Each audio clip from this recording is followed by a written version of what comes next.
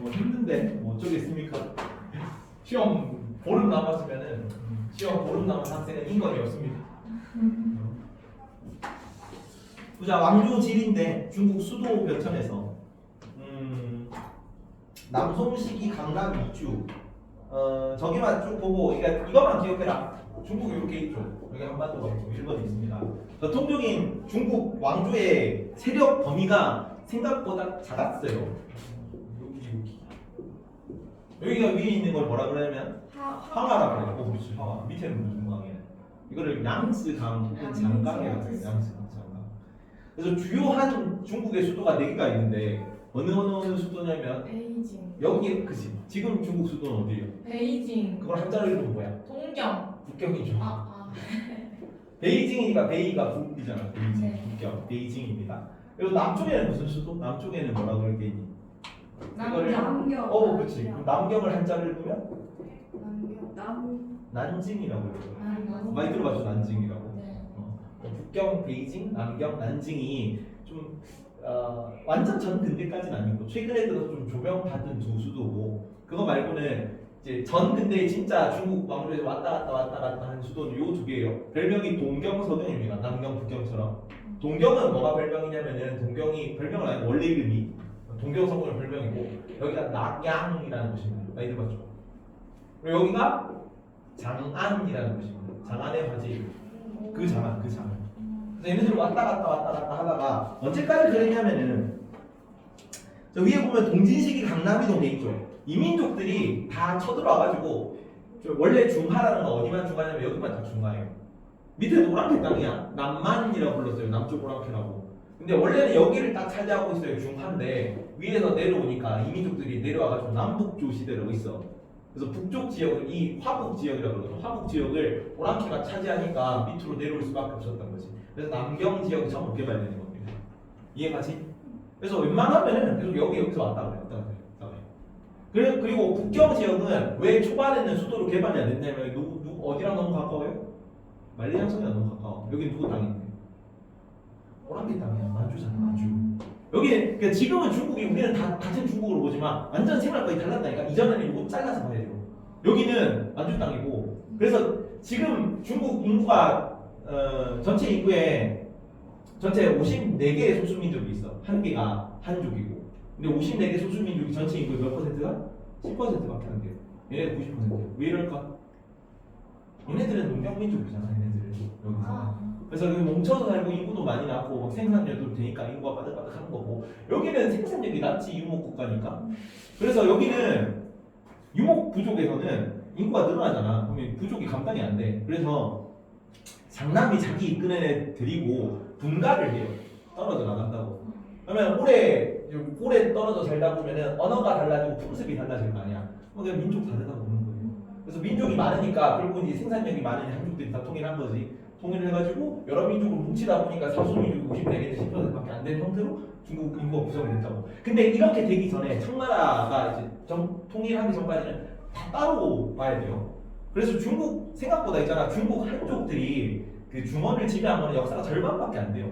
다 오랑캐요. 요나라, 금나라, 원나라 이런 거 다 오랑캐. 이 만주 땅 민족이잖아.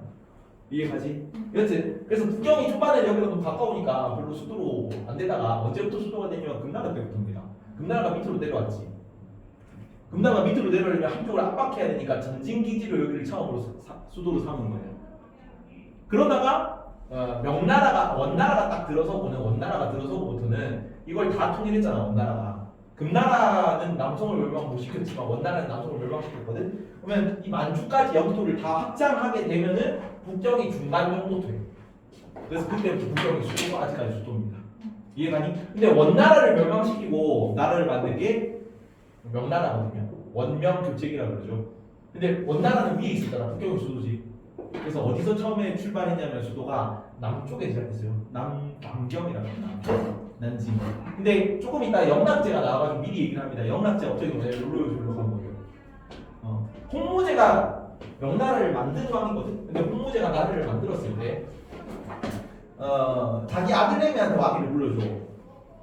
여기까지만 설명하겠습니다. 자기 아들내미한테 왕위를 물려주는데 얘가 일찍 죽어. 그래서 엄청 어린애한테 7살, 8살 된 어린아이한테 왕이 물려준단 말이야. 근데 이거를 옆에서 장남 동생이 좀 넷째 아들인데 얘가 명락제라고 그러고 요가 여기서 국경지역에서 아직 조금 남아있던 원나라 장남들이랑 싸우고 있던 군사력 많은 왕자야. 그러니까 왕의 삼촌이지. 지금 물려받은 왕의 삼촌이지. 근데 나는 군사력 가지고 지금 원나라랑 싸우면서 막 대군을 호령하고 있는데 얘는 나이도 어린 게 그냥 형 동생이라는 이유만으로 왕위를 물려받았잖아. 그래서 자기 조카를 몰아내고 지가 왕에 올라요. 괜찮죠? 여기까지. 그리고 왕이 딱 올라갔는데 주변에는 다 누구만 있어. 자기 조카랑 자기 형 따르던 애들만 주변에 다 있잖아. 그래서 여기로 옮기는 거예요. 왜냐면 자기 근거지가 이쪽 북경 부근이었거든. 그래서 명나라는 어디서 출발하냐면 난징에서 출발해서 북경으로 갈 겁니다. 괜찮죠? 시간 조금 남았으니까 뒤가 그래서 1번이 명나라는 난징에서 북경으로 옮겨간다예요. 수도가. 괜찮니? 뒤로 넘어가고 명청으로 갑니다. 할 게 많아. 하여튼 요거까지는 일본사까지는 일본 시간 다 끝낸다 어떻게든. 자 1번은 홍무제라 그래. 홍무제입니다. 1번 홍무제. 태조입니다. 명나라 태조고 명나라를 처음 만든 왕이고 이 홍무제는 강력한 중앙 집권 정책을 실시했습니다. 왕권 강화 정책이야. 그래서 뭘 폐지하냐면 장원제. 2번은 제상제입니다. 제상제. 그치 장원제 같은 거 폐지하는 그런 느낌으로 왕권 강화책이 조금 이따 나올 거야. 자 제상제를 폐지하고 제상제를 폐지한다는 제상은 누구 대빵이야? 왕. 신하도의 대빵이죠. 신. 그래서 신권을 약화시키는 정책이에요. 황제권 강화, 신권 약화, 제상제 폐지. 3번이 황제권 강화입니다. 황제권 강화. 그리고 4번은 토지대장. 5번은 인구대장입니다. 4번 토지대장, 5번 인구대장. 호적대장을 바꿔. 호적대장. 자 이제 세금을 거둘 건데 세금을 어디서 걷냐면 땅에서도 걷고 사람한테도 거둘 거야. 이거는 토지세고 이건 인구세입니다. 이해가? 세금을 거두려면 세금 명부가 있어야 돼요. 그 세금 명부인데 이 토지가 이 땅은 누구 땅이고 이 땅은 누구 땅이고 이 누구는 뭐 여기 땅을 몇 킬로미터 정도 가지고 있고 이런 걸 기록한 건데 책 이름이 뭐냐면 어린도책이거든요. 어린도책이라고 되어 있죠. 우리도 되어 있죠. 토지대장에. 왜 어린도책이냐면 지금은 자로 잰 듯 이렇게 해가지고 토지가 몇 센치 몇 센치 집값으로 보통 결정이 돼. 근데 예전에는 어떻게 했냐면 토지를 가리는 경계가 자연 경계입니다. 언덕이 있고 산이 있고 물이 있고 강이 있고 그래서 토지 모양이 보통 어떻게 되겠냐면 이런 식으로 둥글럭적하게 그려졌어요. 토지가 자연 경계에 따르니까 뭐처럼 생겼어 멀리서 보면 비늘. 물고기 비늘. 그래서 어린 물고기 린자입니다. 비늘 린자 물고기 비늘처럼 생긴 책이다. 그래서 어린도책이 이게 토지 대장이고 호적 대장은 여기다가 역이라고 하는데 잡일 시키는 거 말이에요. 군대에 끌려오면 군역을 서는 거고 그다음에 공사에 끌려오면 부역을 서는 거예요. 그래서 그 역을 시키는 대장 이게 호적이 그 인구 명부가 들어가 있는 거잖아요. 그거를 이제 부역을 시킨다고 해서 부역 황책이 그렇습니다. 그래서 토지 대장이나 호적 대장은 또 작성하고 이것도 중앙 집권 정책이야. 왜냐면 세금을 걷어서 왕실을 부강하게 만드는 거니까 중앙 권력을 강하게 만드는 거니까. 세금을 걷는다는 거는 이 지방까지 지방관을 보낸다는 얘기예요. 지방에 있는 애들은 자치권이 없는 개념이죠. 요 개념이 중앙 집권 정책이고 그리고 요거를 좀 잘 하기 위해서 주민 통제책을 실시하는 게 있어. 그거를 이갑제라고 합니다. 이갑. 이어서 하겠습니다. 딸리는데. 뭐가 이갑제냐면 주민 통제책이거든. 주민 통제책. 이장호랑 갑수호를 뽑은 거예요. 그래서 이장호는 10개, 갑수호는 100개 해가지고 한 명당 10명씩 관리하게 하는 거예요. 그래서 얘는 좀 부유한 애들이고 얘는 그냥 일반 평민들이야. 그래서 한 명이 10몇 거 세금 걷거나 일 같은 거 분담해가지고 요 110 단위 하나로 묶어가지고 주민들을 관리하는 그런 제도입니다. 그것도 중앙 통제책이죠. 주민관리책이니까. 요것도 홍무제 때 실시됐다. 그래서 6번은 이갑제고 부유한 10호에 이장호, 나머지 100호의 갑수호. 그래서 돌아가면서 이번에는 이제 열 묶음이 나와 있는 거잖아. 110개씩인데 열 묶음에서 여기는 1번 묶음, 2번 묶음, 3번 묶음 돌아가면서 세금 걷고 뭐 분사 증가라고 이런 걸 한 겁니다. 9번은 한족 전통 회복입니다. 한족 전통 회복 노력. 한족 전통. 자, 이전까지는 다 누가 집권했냐면 송요금 원명청할 때 요나라, 금나라, 원나라까지 다 이민족이에요. 그래서 오랜만에 명나라가 한족으로 나라를 세운 거야. 명나라가. 그래서 유교를 강조한다는 게 한족 전통 회복 노력으로 나와요. 얘네들은 별로 유교 다 안 좋아해요. 원나라는 불교가 국교입니다. 당연히 유교라는 것 자체가 글자를 써야 되잖아. 글자를 쓰는 거는 유목민이랑 안 맞을 거 아니야. 경정 중심 학문인데 유교는. 그래서 얘는 불교 같은 거, 약간 참선 이런 느낌이란 말이야. 그거 다 없애고 다시 유교를 중심으로 명나라 막 성리학 중심 이런 거를 강조하는 식이에요. 그래서 뭘 금지하냐면 10번에 몽고풍 금지, 몽고풍 금지, 몽골 풍습입니다. 몽고풍 금지. 그 다음에 과거랑 학교 정비, 과거 학교 정비. 과거 학교 정비가 결국 유학 정비입니다. 유학 정비.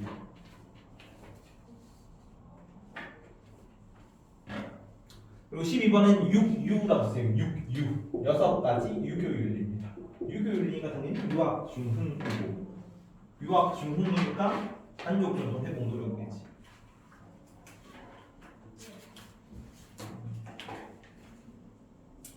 그리고 13번은 영락제라고 써요. 영락제가 전성기왕입니다.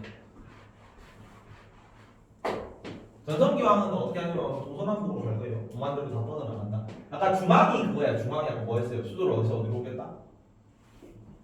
수도를 남경, 홍무제는 남경에서 국가를 건설해가지고 여기는 이제 다 자기 형이나 아니면 조카가 충성하던 그런 애들이 근거지잖아. 그래서 자기 원래 근거지인 북경으로 전도하는 겁니다. 북경에 있으면서 원나라 잔당들이랑 막 싸우고 있었거든. 이쪽으로 와가지고 전도해가지고 이쪽에서 계속 쓰인다. 이게 수도예요. 그래서 가운데는 뭐냐면 가운데는 수도 남경에서 북경으로 천도가 들어가고 그다음에 동서남북으로 갈 거거든. 동서남북은 동쪽으로는 일본과 교류했다는 것은 시험에 안 나올 거고요. 교과 요 세계사에 나오는데 여기 교과가 좀 번역 학교라서 남쪽으로 간 건 베트남 정복입니다. 베트남 정복.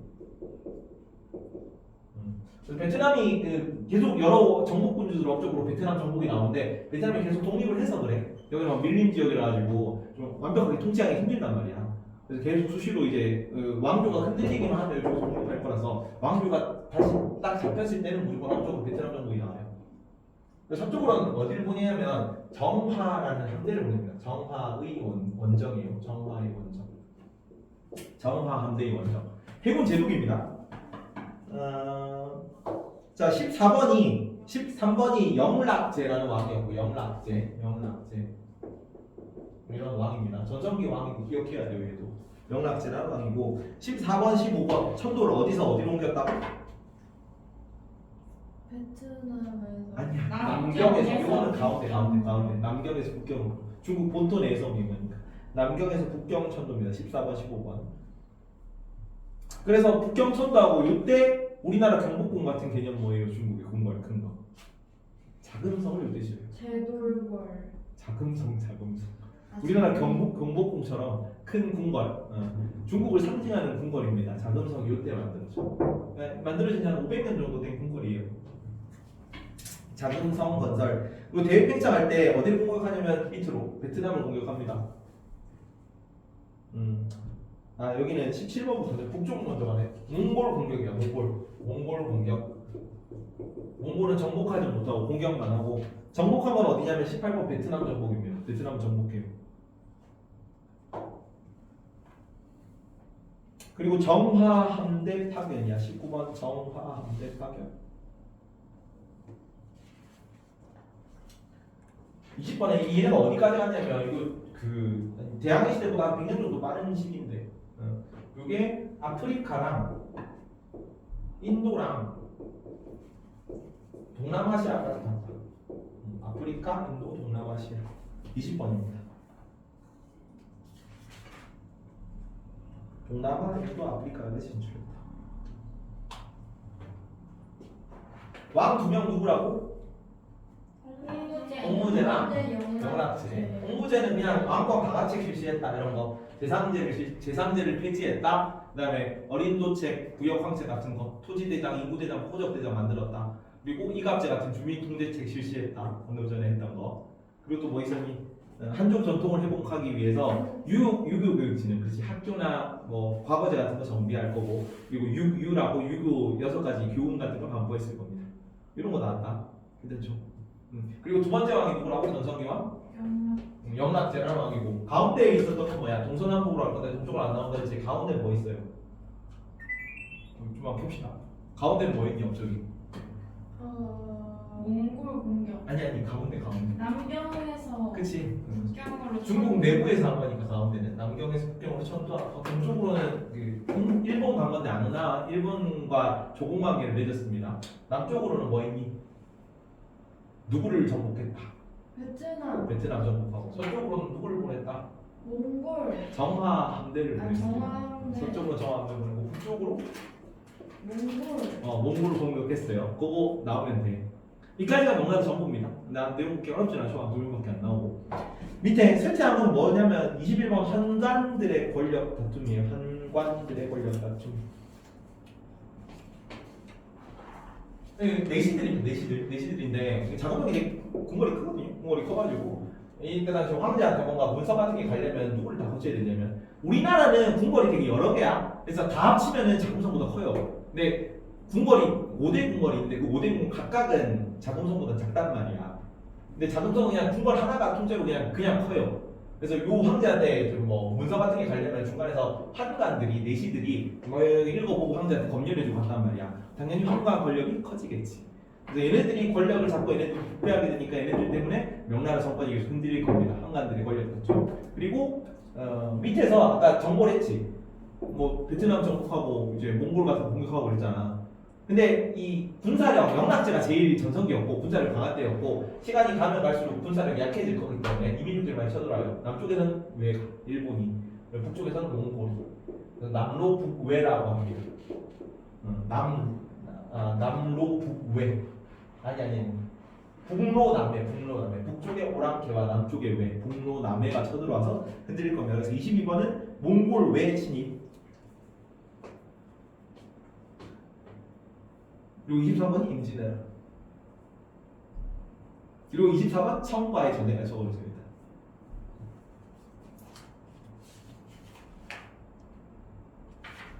후금과의 전쟁은 24번 청이 후금인데 후금 청 둘 다 비슷한 맥락. 자, 이때는 일본이 무슨 시기였냐면 일본은 전국 시대예요. 전국 시대. 조금 이따 설명할 겁니다. 이것도 일본 역사가 나오거든요. 바로 뒤편에 일본사까지 해야 돼. 그래서 일본 전국 시대 때 주방은 다 봉건주의를 했어요. 봉건제도다 일본은. 그래서 다 각각의 영주들끼리 자치하면서 얘네들끼리 권력 다툼을 하다가 이 전국 시대를 다 통일하는 그 왕은 아니고 막부라 그래요. 장군이 한 거나. 그 장군 이름이 도요토미 히데요시 나자입니다. 도요토미 히데요시. 사람 이름도 알아둡시다. 도요토미 히데요시가 일단은 다 군사력을 가지고 있던 전국시가 100년 정도 전쟁하는 시기가 있었거든요. 춘추 전국 시기처럼. 그래서 얘네들이 막 이런 군사력을 가지고 이 도요토미 히데요시를 항복한 거야. 막 정벌을 하거나 항복하거나 이랬는데 이 항복한 사람들도 다 군사력을 가지고 있잖아. 그러면 통일을 했지만 불안하다고. 이 군사력을 소모를 시켜야 돼. 그리고 두 번째로 얘가 막 자기 옆에서 막 도와줘가지고 통일을 이루게 막 도와준 그런 그 장군들한테 뭔가 상으로 뭔가 줘야 되는데 나눠줄 땅이 없어. 전국을 통일했기 때문에.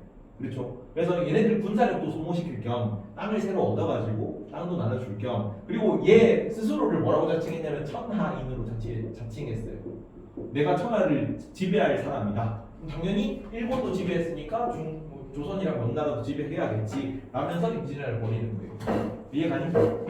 근데 여기서 그러니까 명나라가 이때 당시 있잖아. 명이 여기서 누가 있었냐? 원래 여기는 다른 나라 지역이랬죠. 원래 오랑캐들이 다 살고 있어. 지금은 여진족이라는 그 이민족들이 살고 있는 땅인데 원래 평상시라면은 중국 한족들은 항상 여기를 견제하면서 이간질을 시켜요. 그러니까 여기는 부족들이 막 여러 부족들이 산재 있잖아.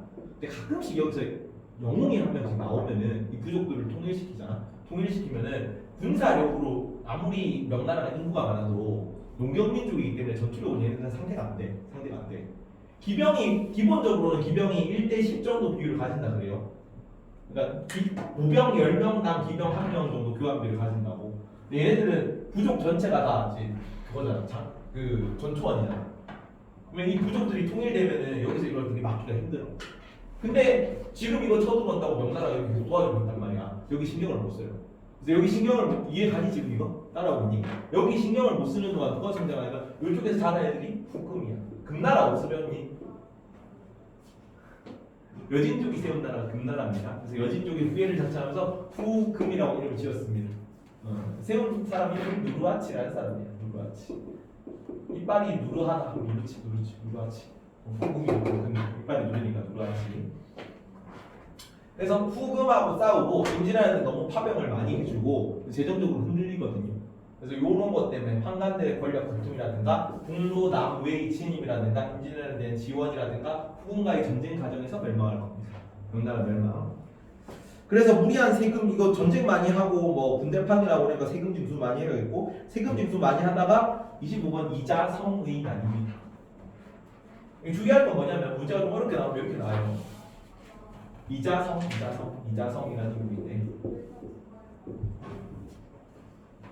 자, 전쟁 중에 멸망했거든. 전쟁 중에 후금이랑 명나라랑 전쟁 중에 명이 멸망했어. 뭐 후금이 멸망한 거 맞아? 아니요. 내전으로 그러니까 내란으로 밀란으로 멸망했어요. 밀란으로. 내부에서 멸망한 거를 얘가 접수한 거예요. 위에서. 이해가지? 근데 이거는 이자성이라는 거야 명나라 멸망으로 바로바로 나와야 되는데 이거랑 명나라 이 연결이 잘 안 되죠. 그래서 앞으로는 이자형으로 외웁니다. 명이에요. 명나라니까 이자형 이렇게 영 이렇게 이자형이 난입니다. 명이 누구의 반란을 멸망했다고? 이자형의 난으로 멸망한 거야. 명나라니까요. 그래서 이자성의 난으로 멸망할 거고. 자, 청나라는 아까 여기서 성장했던 애들이 청나라야. 이름이 처음에는 후금이었는데 누구의 후예라고? 금나라의 후예라고. 같이 여진족입니다. 똑같은 민족이야. 이해갑니까? 그러다가 이제 나라 이름이 우리는 별 자각이 없는데 이제 중국 이쪽 질서에는 뭐냐면은 나라 이름이 한 글자예요. 천자국이야. 두 글자는 제후국이거든요. 근데 여기는 두 글자지 이름이. 그래서 한 글자로 바꿔요. 나라 이름을 처음으로 바꿉니다. 이해가지? 처음 만들 때는 아까 26번 누르하치입니다. 누르하치. 누르하치가 아까 후금 여기는 금이니까 누르타 이름이 이빨이 누르타. 그래서 누르하치고 27번 무슨 민족이라고 여기 후금이 원래 금나라 무슨 민족이었다고 원래 여진족이에요. 여진족. 여자들은 뭐 좋아해요? 금 좋아해요. 여진족. 여자들은 금 좋아하니까 여진족 금나라를 만들었고 후금이니까 누르하치가 이빨 누러내가 만든 거예요. 여진족을 통합해서 28번 후금 건국. 그리고 이 후금의 핵심적인 군사 세력이자 행정 단위가 뭐냐면 팔기군입니다. 팔기군. 부족마다 깃발이 다른 건데 깃발이 8개가 있는 거예요. 부족마다. 그래서 부족끼리 이 부족이잖아. 이게 행정 단위야. 그러니까 이 부족끼리 사는 지역이 오늘날까지는 여기는 성동구, 여기는 관악구, 여기는 무슨 구, 무슨 구 이런 개념이에요. 그래서 행정 단위이자 부족 자체가 군사력이잖아. 그래서 군사 단위이기도 해. 이걸 뭐라고 한다? 팔기군이야. 깃발이 8개라서 팔기군입니다. 팔기군을 조직했다. 29번. 처음에 이제 후금을 건립하게 하는 기반이 팔기군이기 때문에 누르하치 업적으로 나가요. 자, 그리고 30번 홍타이지라고 적으세요. 홍타이지입니다. 여기 홍타이지. 빨리 넘어가겠습니다. 국호를 변경했는데 어디서 뭘로 바꾸겠니 지금? 후금에서 청으로 바꾸겠죠. 여기는 홍청 이런 느낌으로 홍청. 그리고 순칠대가 베이징을 정복해요. 베이징. 32번이 베이징 정복이고 중원 정복이네. 중원 정복을 해보세요. 중원 정복한 게 베이징 정복한 거야. 중원 정복한 거고 뭘 진압하냐면 이자성의 난을 진압합니다. 순치제라는 이름은 잘 안 나오는데 이자성의 난을 청나라가 진압했다는 게 중요해요. 명나라가 멸망한 건 뭐 때문이라고? 이자성의 난이고 이자성의 난을 청나라가 돌아서 진압한 거예요. 그리고 베이징 15번 베이징 점령했다. 뭘 가지고 점령했겠니? 8기군 가지고 점령했다. 29번 베이징을 점령할 때 29번 8기군 가지고 점령을 했죠. 요까지는 프롤로그입니다. 왕 3명이 나오는데 첫 번째 그냥 후궁을 세웠다. 끝. 이 정도만 알면 돼. 8기군은 또 중요하니까 외워두면 좋겠지만 일단 얘는 후궁을 만들었다. 그리고 두 번째 왕은 뭐라고? 홍타이지. 얘는 뭐 했다? 이름을 바꿨다. 세 번째 왕은 뭐라고? 순치제는 뭐라고? 베이징을 점령했어요. 베이징 점령해서 그냥 큰 업적들이 하나씩 그 정도만 외우면 돼. 업적이 하나 있다. 시험에 잘 안 나오냐? 누가 잘 나오면 지금 나오는 애들이 잘 나와요. 자, 요거를 뭐라고 하면은 전성기 있을 때거든요. 강건성세라고. 왜 강건성세냐면 강희제, 걸융제라서 강건성세야. 그 사이에 옹정제라고 끼어 있는데 옹정제는 10년밖에 통치를 안 했어요. 12년 통치를 했습니다. 근데 여기가 62년, 여기가 60년 통치를 했기 때문에 130년 가량이죠. 여기 12년, 134년 통치했네. 134년 중에 얘네가 거의 다 했기 때문에 그래서 강건성세라고 부릅니다. 이 청나라의 전성기예요. 이해가니?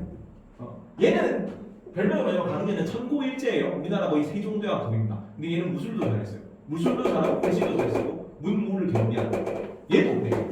걸융제가 60년까지 이렇게 즉위를 했는데 제위가 60년이었거든요. 왜 60년이냐면 조금 더 하면은 자기 존경하는 할아버지를 넘을까봐 그냥 자진퇴위하고 4년 더 상황으로 있었어 위에서. 그래서 64년 거의 통치를 했어요. 그래서 얘네 둘이가 거의 뭐 메인이라고 보면 되고 얘네 가운데 좀 끼어 있다. 근데 얘도 업적이 좀 있어가지고 얘도 나옵니다 셋이. 그래서 얘는 문무 이렇게 볼 거예요. 문문으로 볼 거야. 문무인데 문 업적에서는 뭐가 나오냐면은 네르친스크 조약이 나왔어. 네르친스크 조약. 34번이네. 네르친스크 조약입니다. 영토가 딱 확장되고 있던 시기라서 누구랑 만났냐면 러시아랑 만났어요. 네르친스크 조약 34번. 그래서 러시아랑 만나가지고 국경談판을 벌인 거예요. 그래서 여기부터 여기까지는 우리나라 여기 청나라 국경을 하고 너네는 러시아 국경을 하자 이렇게. 그리고 문에서는 그러니까 문이니까 무에서는 뭐 했냐면은 3번에는 진압, 그러니까 반청 세력 진압이라고 적어요. 35번은 반청 세력.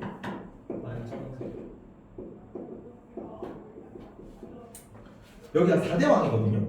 그러니까 위에 누르하치, 홍타이지, 순치제당, 강인이란 말이야. 4대 왕. 그러니까 제대로 이제 나라가 기틀이 선 지 얼마 안 됐어. 그래서 진짜 요 순치제 때 베이징까지 점령한 거잖아. 완전히 중원을 차지한 거잖아. 그래서 한족들이 반란을 많이 일으켜 요때. 그거 다 진압합니다. 어떤 거 나오냐면 안 나오는데 3번에는 아니라든가 뭐 넘어가자 이거. 하여튼 반청세를 진압했다는 게 나오고 강희제 때 네르친스크 조약하면서 러시아 국경 확정하고 요 옹정제 때는 35번에는 분기처 나오세요. 분기처. 얘가 10년밖에 12년 통치했는데 12년밖에 통치를 못한 거는 얘가 일 중독자라서 과로사했어요.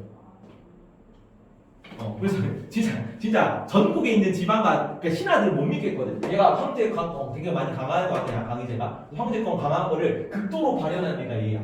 그래서 전국에 있는 지방가들부터 야 원래는 이 신하 이 지방간에서 편지 같은 거 보고 같은 게 올라오면은 신하들이 토리를 거쳐가지고 막 검토해가지고 좀 중요한 일만 황제한테 올리거든. 근데 너네 못 믿겠다. 너네 못 믿겠다. 그래서 모든 지방간들은 황제한테 직접 보고를 올려라.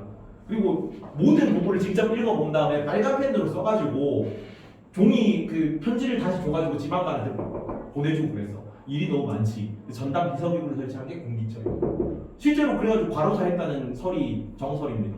너무 일을 열심히 해서. 이해가니? 그래서 막 보면은 야씨 뭐 이딴 거를 종이에 막 써서 보내냐. 이때 종이 비싸거든요. 진짜 종이가 아깝다 막 이런 글도 막 쓰여 있고 그래. 말하는 것도 아니고. 개인적으로 편하게 막 업무지시하는 그런 내용들이 많이 포함되어 있습니다. 분기처 설치한 거 그래서 그리고 새로운 36번 하이 사상을 제시했다. 하이 사상. 하이 사상이 뭐가 하이 사상입니까? 하이 사상.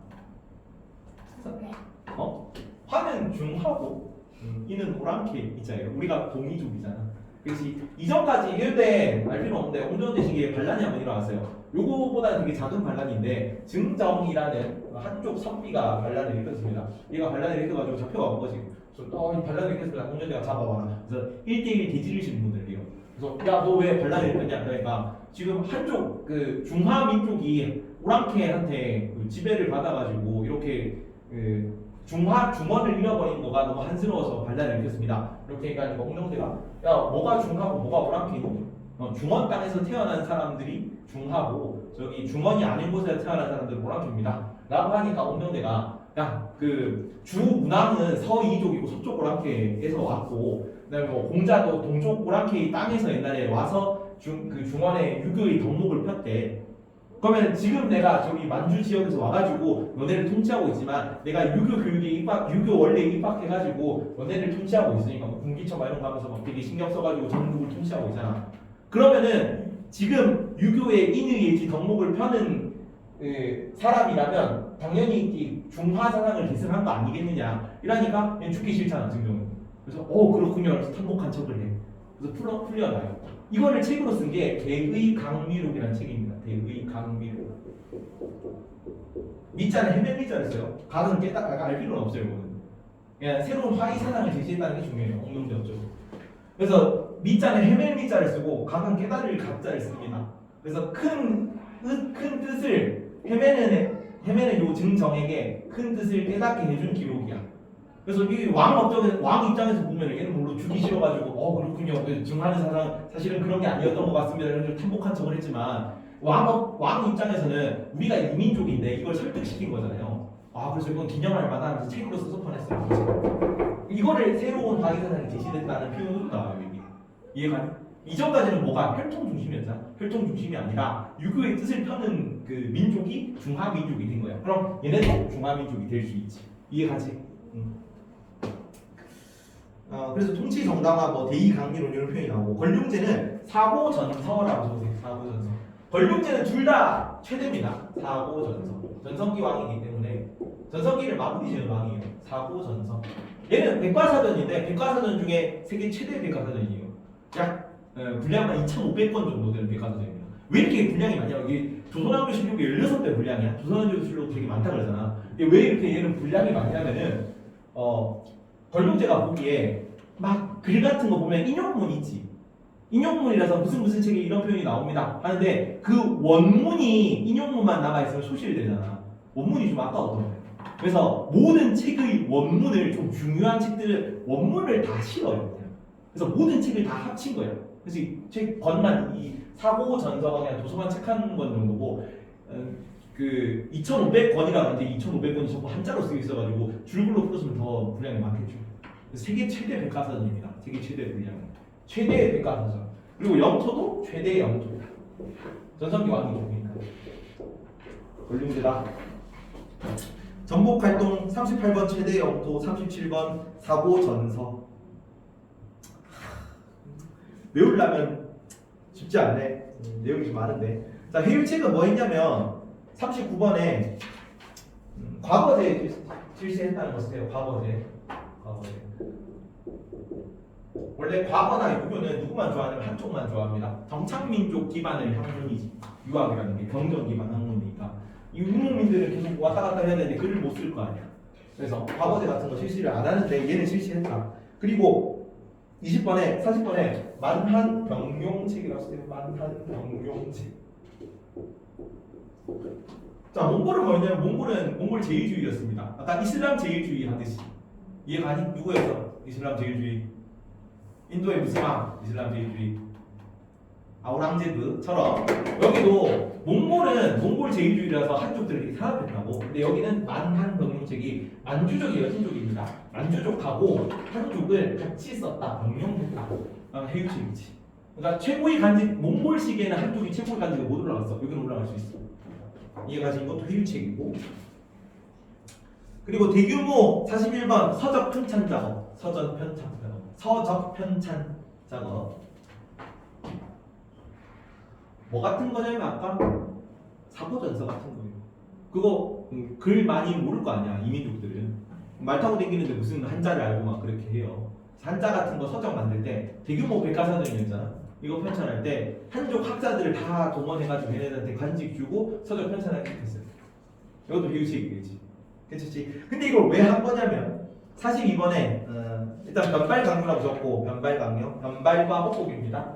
이거는 그냥 복장 같은 거 견제한 거고 변발 호복 강요. 변발은 그 황비용 머리입니다. 황비용 아는 게 모르겠네. 약간 이 강시들 보면 이렇게 뒤에 따 있는 거 있잖아. 콩콩 할 때 이게 머리 따가지고 그런 머리를 변발이라고 앞머리였고 뒤에 머리 따은 거. 이렇게 하는 그래 그거. 변발 호복을 강요했고 그리고 43번에 문자의 혹인데 문자의 혹이 앞에 나와 있네. 청비판 서적 금지. 청비판 서적 금지. 문자의 혹 뜻은 청비판 서적 금지입니다. 자 아까 말했던 사고 전서 같은 대규모 편찬 사고를 왜 했냐면 건립대 자체로 일단 되게 뛰어난 학자이기 때문에 그 책 같은 거에 관심이 좀 많아가지고 편찬한 것도 있고 두 번째로 뭐냐면 서적을 다 모으는 과정에서 약간 속아내기를 한 거예요. 불온 서적. 어떤 이게 이민족이잖아. 그래서 혹시나 여진족이나 청왕조나 이런 걸 모욕하는 글, 혹은 한족을 찬양하는 글 이런 거 있으면 다 불태우고 관련자를 다 도장을 때렸습니다. 혹은 감옥에 가두거나. 이해가니? 그래서 양쪽 다 노린 거예요. 서적 편찬하면서 한쪽에 해유책도 쓰고 좀 불온한 서적 같은 거 다 불태워가지고 사상 단속도 하고. 그게 문자욕이고 청비판 금지입니다. 청비판 금지. 화의사상 변화에서 청나라는 44번 혈통 중심 화의 사상이 부정되고 혈통 중심 화의 사상이 부정되고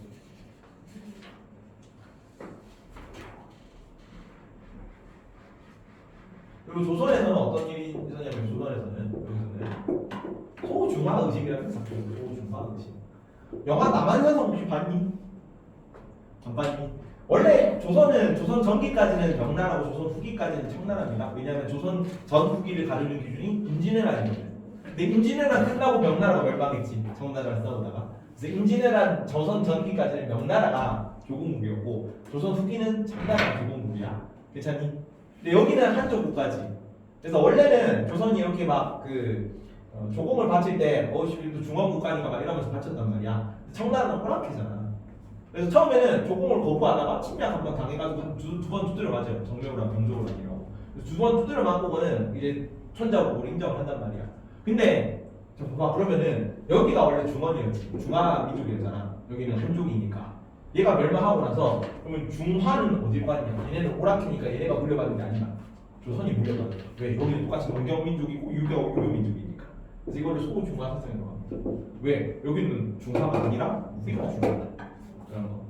여기서는 아까 뭐 했니? 아까 대의 강미록 같은 거 얘기하면서 혈통 중심 기반 부정했잖아. 근데 조선에서도 그거랑 별개로 야 여기 멸망했으니까 그 중화는 우리한테 왔다. 그래서 우리 그 자주성에 대한 강화예요. 이거는 소중화 사상은. 그리고 일본에서도 독특한 46번은 뭐라고 되어 있냐? 일본형 화의 사상이라고 써서 일본형 화의 사상이 등장합니다. 일본형 화의 사상. 일본형 화의 사상.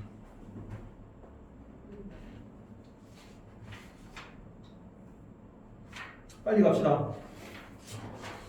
마음이 급하네. 15분 컷. 자, 명청대 사회경제인데 농업은 1번 어디가 여기가 아까 황하가 여기가 창장강 여기가 장강입니다. 원래는 여기는 되게 미개척지예요. 그래서 늪지대 같은 그런 느낌이야. 오포 늪 같은 느낌이었는데 명나라가 여기서 난징 막 개발하고 하면서 이쪽이 개발됐어. 그래서 명나라 초기까지는 여기가 원래 강하고가 교통이 유리한 지역이지. 그래서 여기가 대표적인 쌀 생산지고 백창지되고 농경도 잘 되고 했는데 나중에는 이 토지 생산량보다 상업으로 인해서 얻는 이득이 더 커진 거야. 그래서 쌀을 원래 여기서 쌀 농사는 사실 여기 제일 잘 되거든요. 강하고가 농사가 제일 잘 되지. 유량도 많고 그다음에 땅도 평평하고 하니까. 근데 여기가 뭐도 편한 거야? 바다도 다 있고 강하고라서 유량도 잔잔하고 하니까 교통이 너무 편리한 거지. 여기서 상업 이득이 여기서 나오는 쌀 생산량보다 큰 거야. 쌀 생산을 처음에 여기서 하다가 여기로 밀려나요. 자, 그래서 1번 쌀 재배 청장강 하류가 여기입니다. 여기서 청장 하류에서 쌀 재배가 활발했다가 2번 쌀 재배지가 이동을 합니다. 명청 시기에 상업이 발달하고 있는 모습이야.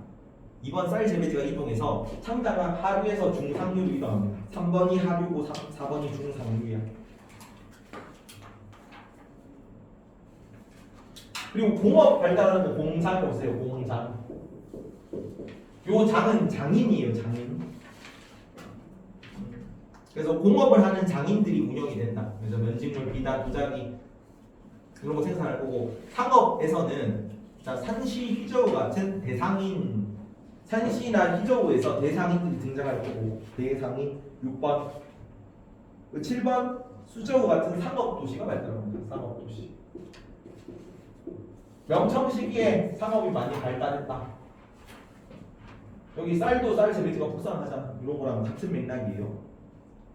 8번 9번에 별표 하나 맞춰보세요. 8번 9번 자주 나옵니다. 자, 색은 걷는 건데 둘 다 은으로 걷어요. 은으로. 근데 명나라는 이걸 뭐라고 하면 1조 편법이라고 불러요. 1조 명법으로 적어서 1조 편법인데 실제로 1조 편법을 외우기 힘드니까 명나라한테다 1조 명법 이렇게 1조 편법인데 1조 명법으로 암기하죠. 네, 청나라는 지정은제인데 지청은제로 외웁니다. 지청은제. 1조 편법 지정은제, 근데 1조 명법 지청은제로 외웁시다. 색은 걷는 방법이야. 둘 다 은으로 걷을 거고, 요거는 토지세랑 정세를 같이 따로따로 걷는 거고, 요거는 토지세의 정세를 합친 개념입니다. 그래서 은으로 걷는다. 그리고 무역에서는 11번 해금 정책, 해금 정책. 사무역 통제 정책이에요. 바다를 금지하는 정책입니다. 명나라는 청나라 둘 다 약간 대륙 국가라는 느낌이 있거든요. 그래서 둘 다 바다로 되게 세게 닫아 걸고, 그래서 사무역을 통제하고 공무역만 하는데 그걸 조공무역이라고 해요. 조공무역. 12번은 조공무역. 조공 채공무역이네. 조공을 해주고 우리는 채공 받고. 근데 초반에는 그렇게 하다가 16세기 후반에는 명나라도 청나라도 점점 권력이 흔들릴수록 바다에 대한 통제가 약해지거든요. 16번은 13번은 16세기 후반 일부 사무역이 허용된다. 자, 17세기 후반에는 14번 일부 항구가 개항된다. 18세기 후반에는 이것도 15번에 별표 하나 쳐라. 16번에 별표 하나 16번에 별표 치고 15번은 광저우입니다. 광저우. 한자로 그러면 광주라는 지역이 밑에 있어요. 이 광주라는 지역에 공행이라는 것을 지금 공행무역입니다. 서양에서 이제 뭐 여기 중국에서 차나 뭐 비단 같은 거 난단 말이야. 도자기 이런 거 사가면 떼돈 벌거든요. 그거 좀 무역 많이 하게 해주세요. 한국 열어주세요. 했는데 중국에서 귀찮아 이거 하나 정도 열어줄게. 그 이상은 서양 문물이 별로 들어오는 걸 원하지 않아. 그래서 그 밑에 한국 하나만 열어주고 광저우. 이게 나중에 아편 전쟁의 원인이 될 겁니다. 아편 전쟁. 한국 열어달라는 거예요. 아편 전쟁 결과는 공행무역이고. 자, 사회 계층에서 17번 사회 계층에서 명청시기 주도 세력은 신사층이에요. 우리가 알고 있는 그 신사 숭례할 때 그 신사입니다. 영어로 젠틀리의 번역어가 된 신사. 이 신자를 써가지고 관료 계층 중에 관직 없고 이렇게 허리띠를 두르고 있는 모습. 허리띠를 두르는 성이라는 뜻입니다. 신사. 신사층이 사회를 주도했고 중앙의 관리를 진출하거나 향촌에서도 사회 유력자로 사회 질서를 유지하는 계층이었습니다. 그리고 문화에서 명말 선교사로부터 18번 서학이 전례입니다. 서학. 명나라 말에 들어와요. 서학. 서학이 지금의 저쪽에 보세요. 서학이 전례됐고. 그리고 19번 상인 선교사들을 의해 유럽의 문화가 전파되기도 해요. 역으로 19번 유럽의 문화가 전파된다. 청나라 시기. 자, 그리고 20번에는 서민문화 발달, 서민문화 발달. 당나라 시기 귀족문화 발달, 국제문화 발달. 이게 우리나라거든. 우리나라도 조선 전기는 양반문화 발달이고 상공업이 발달하면 이 유럽도 똑같죠. 상공업자들이 발달하면 서민들이 경제를 가지는 거야. 여기도 이게 상공업이 발달했잖아. 공장 이런 거 등장하고 수저우 뭐 대상 이런 거 등장하고. 그래서 서민문화가 발달할 거예요. 조선도 마찬가지예요. 조선도 18세기 후반 되면 서민문화가 발달합니다. 서민문화 발달. 그래서 소설이나 연극 같은 거, 경극, 수호절, 연극, 홍문홍 같은 일반 대중들을 위한 문화가 발달합니다. 학문은 명은 쉽습니다. 양명 성리학, 양명학. 그다음에 청은 고증학. 이게 유학의 계열인데 명은 명자가 붙잖아. 양명학이 발달했다. 명. 청은 고증 지읒 생각 지읒 고증학. 괜찮니? 요거는 외우고 가자. 이거 중요하기 때문에 한 번만. 명은 무슨 학문이랑 유학 계열이야? 양명학이에요. 청은 고증학. 명은 뭐라고? 양명학이고 청은 고증학이에요. 그래서 고증학은 왜 이 고증이 실제로 증명한다는 거예요. 고안에서 증명한다는 뜻인데 여기는 사상적인 학문을 못해요. 청나라 때는 왜? 다 문자 유혹 당하거든. 사상 검열 당하잖아. 그래서 뭐 하냐면은 옛날 일을 실제로 증명하는 일만 합니다. 뭐 이런 거예요. 유교 공자를 공부해봤는데 공자님이 제자한테 카톡을 보냈대. 그때 당시 카톡이 없죠. 그럼 이거는 카톡이 등장하고 난 이후의 시기에 만들어진 역사, 유학 경전이구나. 뭐 이런 식으로 증명하는 그런 일을 하는 거예요. 사상이 빠진 학문 같은 거 하는 거예요. 그래서 실증적이다, 경전용이다 이런 식으로 나오는 거지. 22번은 성리학의 성증리 비판한다고 써보세요. 22번 성리학의 성증리. 21번은 양명학. 성증리가 약간 고리타분한 면이 있어서 그거 그냥 비판한다고 생각하면 돼요. 양명학은 상인들의 학문입니다. 넘어갔다. 10분 남았는데 1분까지 끝냅니다. 금방 한다 여기는. 자, 일본에 막부가 3개 있는데 그렇지. 에도 막부는 제일 마지막에 나오고 막부 이거 이제 한강중 애들이랑 막 하다가 만들어냈는데 막부 그러니까 부먹 찍먹 있잖아 탕수육에. 얘는 막부는 실제로는 군사 정권을 얘기해요. 막이 천막 막자거든요. 그래서 천막을 치고 야전에서 세운 야전 사령부를 막부라 그래. 근데 여기는 무신 정권이잖아. 사무라이 정권이잖아. 그래서 이 막부가 최고 행정부 기구 역할을 해. 그래서 막부의 장군을 쇼군이라고 하는데 쇼군이 최고 집권자입니다. 장군이 쇼군이야. 장군을 일본어로 보면 쇼군입니다. 막부를 일본어로 보면 바쿠후라고. 바쿠후의 쇼군이 통치자야. 근데 막부니까 이제 막부는 이제 부먹파인 거지. 부먹파 그러니까 가만히 물에도 이렇게 물에도 이렇게 가마물에도 가만히 놔두고 그냥 물에도 이 얘기입니다. 가마쿠라 마쿠는 사람 이름이 좀 어려운데 가마쿠라 마쿠는 미나모토노 요리모토라는 사람입니다. 미나모토노. 외워야 돼요? 이거까지는 좀 외워야 될 것 같은데. 미나모토노 요리토모. 무로마치 막부에서는 사람 이름을 보고 이게 무슨 막부인지는 알면 돼요. 이거 다 통째로 외울 필요까지는 없고. 무로마치 막부에서는 아시카가 다카우치. 첫 글자만 외우자. 첫 글자만. 미나모토만 외우고. 미나모토 정권입니다. 여기는 아시카가 막부. 에도 막부는 도쿠가와 막부입니다. 도쿠가와.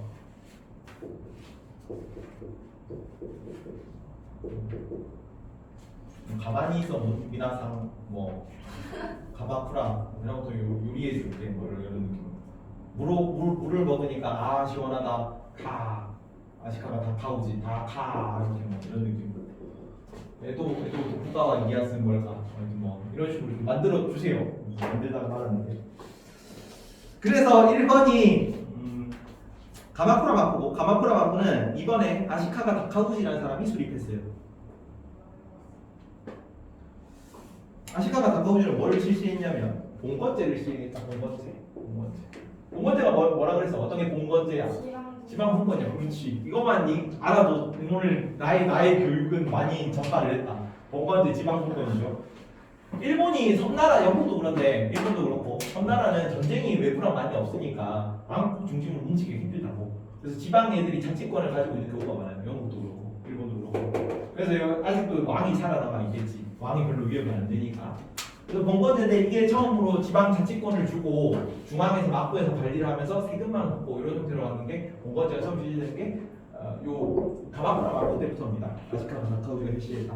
봉건제를 시행하고 자 언제 이후로 쇠퇴하냐면 몽골의 일본 여몽연합군의 일본 원정 4번에 여몽연합군의 일본 원정 이후로 쇠퇴해요. 여몽연합군의 일본 원정. 이게 당시 이제 막부에 엄청난 충격을 주거든. 우리가 처음으로 침략당한 거잖아. 그래서 막부에 대한 권위가 흔들리고 그래서 군사력 강화한다고 재적 부담이 너무 심해지고 이러다 쇠퇴하는 거야. 그리고 5번에는 아시카가 다카우지. 아니 왜 5번은 무로마치 맞고 무로마치 맞고는 6번 아시카가 다카우지가 수립했다. 그리고 이때 중국과 관계회복, 명나라랑 국교를 측정하는 게 이때입니다. 명과 관계회복, 중국과 관계회복. 자 그리고 요 사이에 뭐가 있냐면 전국시대가 있어요. 전국시대. 아까 임진왜란 배경이 전국시대를 누가 통일했다? 요토미 이데요시가 전국시대를 통일하기 임진왜란 배경이었죠. 그래서 이 군사력 넘치는 군사를 어떻게 못해가지고 일본이랑 조선 명나라에 보냈던 게 임진왜란이었잖아. 그래서 요 100년 동안 자 8번은 전국시대 혼란기고 자 장군을 일본어로 읽으면 뭐라고? 장군을 일본어로 읽으면 쇼군이야 쇼군. 8번이 쇼군입니다. 쇼군 승계를 둘러싼 10번은 다이무 명주를 다이무라고 했다. 대명이라고 대명이 이제 한자로 보기는 거고 그걸 일본어로 다이무입니다.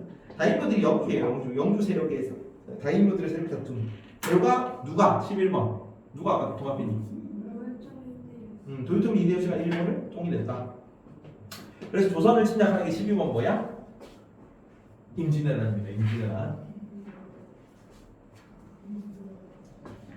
그런데 도요토미 사후에 누가 정권을 잡아내면 도쿠가와 이에야스라는 사람이 도쿠가와가 소르세거든요. 이게 에도마부죠. 13번 도쿠가와가 14번 에도마부를 수립한다.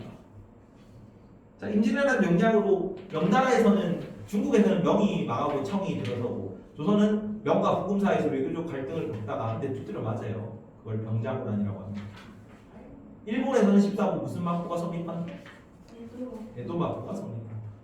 자 14번은 에도마부고 17세기 누가 수립했다? 도쿠가와 이에야스가 수립했습니다. 그리고 요게 아까 얘기했던 일본 특유의 번번입니다. 산킹코테이제라고. 산킹코테이제. 15번에 별표 하나 써놓고 산킹코테이제. 말이 자체가 좀 이상한데 중앙집권형 지방분권제제입니다. 중앙집권형 공권제야. 이 산킹코타이 제도는 뭐냐면 쇼군은 16번 직할지를 다스리고 아니구나 15번은 막권 체제네. 미안하다. 15번은 막권 체제. 그냥 막권 체제인데 조금 다른 공권 체제입니다. 막권 체제. 15번은 막권 체제고 쇼군은 직할지 16번 직할지.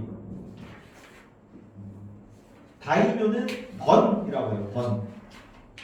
번의 지배권을 인정한다. 그래서 막번이 막부는 직할지 영주는 번 이렇게. 그냥 공권제를 그냥 번 이름 따가지고 막번이라고 부르는 겁니다. 막번 체제인데 18번이 산킹코타이 제도고 이게 중요하다. 산킹코타이 여기서만 독특하게 나타나는 제도 산킹코타이 18번 산킹코타이 제도고 영주 가족 다이묘 가족 19번 다이묘 가족을 에도의 인질로 두고 다이묘의 가족을 에도의 인질로 두고 다이묘가 교대 근무합니다. 영지와 에도를 교대 근무한다. 그러면 가족이 중앙에 인질로 있고 얘도 왔다 갔다 해야 되니까 중앙에 대한 지방에 대한 중앙 통제력이 강해지겠지. 그래서 21번 중앙 집권적 공권 체제가 확립된다. 중앙 집권적 공권 체제. 1분 남았는데 빨리 합시다. 자 경제는 존인 문화라는 게 존인. 자 일본에서 성장한 도시 상공업자를 일본어로 존인이라고 합니다. 도시 상공업자. 존인이 성장하고 그래서 존인 문화의 대표적으로 나오는 게 우키요에와 가부키입니다. 우키요에는 판하를 우키요에라고 해요. 2번이 가부키 문화, 우키요에 문화. 명나라에서 뭐였어요? 서민 문화였지. 그거랑 똑같아요. 그 서민 문화를 존인 문화라고 부르는 거예요. 일본에서. 그리고 대외 교류에서 17세기에 여기까지 하자. 그리스도교 금지. 그리스도교는 만민 평등 사상을 얘기하고 있었기 때문에 일본 봉건 체제로 넘어 끝났어요. 영주에 대한 그 충성을 맹세해야 되는데 그런 거 안 하고 있어요. 금지하지. 만민 평등이라서. 그래서 해금 정책, 그리스도교 호재로 막고 싶다. 여기도 바다를 틀어막습니다. 해금 정책. 근데 어디만 좀 열어놨냐면 6번 통신사. 조선에서는 믿음을 통하는 사절이다. 그래서 임진왜란 이후에 통신사라는 사절을 받았고요. 그리고 나가사키에 대지마 무역이라고 이쪽 지역에서만 다른 나라 상인들을 받았어요. 대지마 무역인데 이 대지마에서 중국 네덜란드 상인, 중국 상인과 네덜란드 상인을 받았고요. 네덜란드 상인을 받았고 그다음에 9번 마지막 뭘 발달했냐? 난학이 발달했다. 요거는 네덜란드 학문을 난학이라고 합니다. 홀란드 가서 난학이에요. 난학. 그래서 네덜란드 학문이 발달했다. 난학. 1번 에도막 보시기에 특징으로 나온다. 여기까지 일단 범위를 다 끝냈는데 교과서 가져와라 다음 주에.